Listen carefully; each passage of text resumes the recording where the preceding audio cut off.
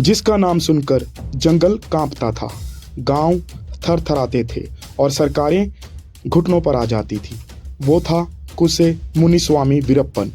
उसकी घनी लंबी मूछें, चालाक आंखें और एक शिकारी की तरह घात लगाने वाला दिमाग उसे भारत का सबसे खतरनाक अपराधी बना चुका था। लेकिन उसकी शुरुआत इतनी बड़ी नहीं थी। ये कहानी है एक छोटे से गांव गोपीनाथम में जन्मे उस बच्चे की जिसने जंगलों को अपना घर, बंदूक को अपना साथी और अपराध को अपना धर्म बना लिया। वीरप्पन का जन्म हुआ था जनवरी 1952 में। उसका परिवार बेहद गरीब था और जैसे जैसे वह बड़ा हुआ उसका बचपन जंगलों की मिट्टी, जानवरों की खाल और हाथों में बंदूक के साथ बीता। उसने बचपन में ही अपने चाचा से शिकारी बनना सीखा, पर यह कोई आम शिकार नहीं था। वह शिकार करता था हाथियों का, सिर्फ उनके दांतों के लिए।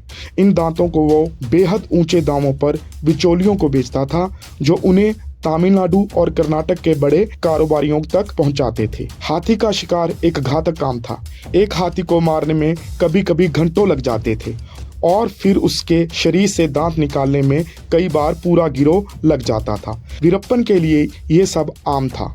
उसका दावा था कि उसने 300 से ज़्यादा हाथी मारे हैं और ये दावा पुलिस रिकॉर्ड और जंगल विभाग फाइलों में भी दर्ज है। लेकिन सिर्फ हाथी ही नहीं, वीरप्पन का सबसे बड़ा धंधा था लाल चंदन की लकड़ी का अवैध व्यापार।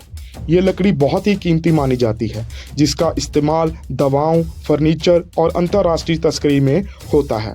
वीरप्पन इस लकड़ी को जंगलों से कटवाता था और अपने गिरोह के लोगों से ट्रकों में भरवाकर पड़ोसी राज्यों तक पहुंचाता था। कहते हैं कि एक समय पर वह हर हफ्ते लाखों की चंदन की लकड़ी सप्लाई करता था और उसकी कमाई करोड़ों में थी। उसके पास लगभग 100 लोगों का एक गिरोह होता था, सब हथियारों से लैस, जंगल के हर रास्ते, हर पेड़ और हर गुफा से वाकिफ।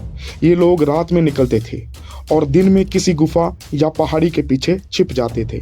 अगर कोई पुलिस वाला या संदिग्ध आदमी दिख जाता तो उसे तुरंत पकड़कर पूछताछ की जाती या सीधे मार दिया जाता। 1994 में जब उसके सबसे भरोसेमंद साथी गुरुनाथन को पुलिस ने पकड़ लिया तो बदले में उसने रामपुरा पुलिस स्टेशन पर हमला कर दिया। उसमें 5 पुलिसकर्मी मारे गए। उस दिन से पुलिस और वीरप्पन के बीच खुली जंग छिड़ गई। उसी साल एक और खौफनाक घटना सामने आई जब उसने एक नवजात बच्ची को सिर्फ इसलिए मरवा दिया क्योंकि उसके रोने से गिरोह का ठिकाना उजागर हो सकता था। वो बच्ची उसकी अपनी बेटी थी। उसने दाई से कहा कि जहर पिलाकर उसे मार दिया जाए और उसकी पत्नी मुथु लक्ष्मी, जो उस वक्त बिल्कुल बेबस थी, सिर्फ सिसकती रह गई। वीरप्पन के गिरोह में पूरी अनुशासन व्यवस्था थी। वह अपने साथियों को छोटी सी गलती पर भी बेरहमी से मार डालता था। जैसे एक बार उसके भतीजे बेबी वीरप्पन ने एक महिला से बदतमीजी की तो वीरप्पन ने खुद ही उसे मरवा दिया। गिरोह के लिए ये एक सीधा संदेश था, कोई दया नहीं, कोई माफी नहीं। 1995 में एक दिन में 2 बार वो पुलिस के सामने आया और दोनों बार बच निकला।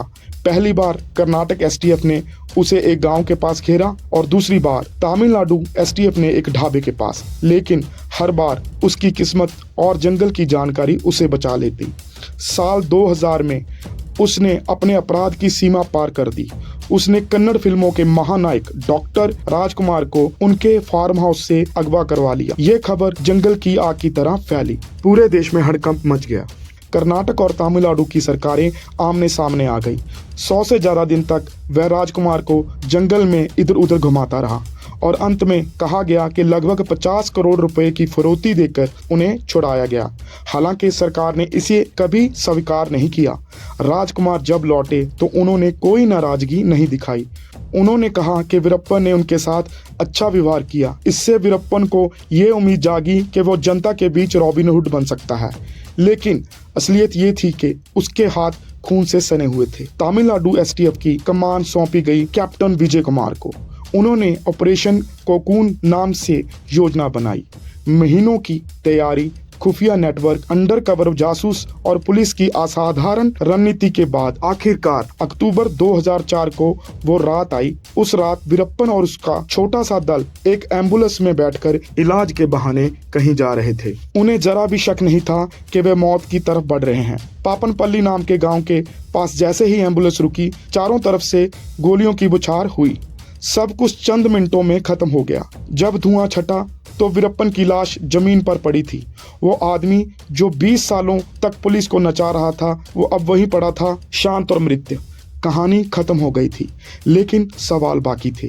क्या ये सब एक व्यक्ति की चालाकी थी या सिस्टम की नाकामी? क्या वह सच में गरीबों का मसीहा था जैसे उसने दिखाने की कोशिश की, या एक निर्दयी तस्कर जिसने सैकड़ों हाथी, दर्जनों पुलिसकर्मी और ना जाने कितने निर्दोष मारे? जो भी हो, वीरप्पन की कहानी हमें ये जरूर सिखाती है कि कोई भी कितना भी ताकतवर क्यों ना हो, न्याय की आंखों से कोई नहीं बच सकता। जंगल के उस राक्षस की कहानी अब किताबों में दर्ज है, एक चेतावनी के रूप में। दोस्तों, the famous character code channel को सब्सक्राइब करें। अगर आपको ये जानकारी अच्छी लगी तो ज़्यादा से ज़्यादा इस वीडियो को शेयर करें। हमारे साथ जुड़ने के लिए आप सभी का धन्यवाद।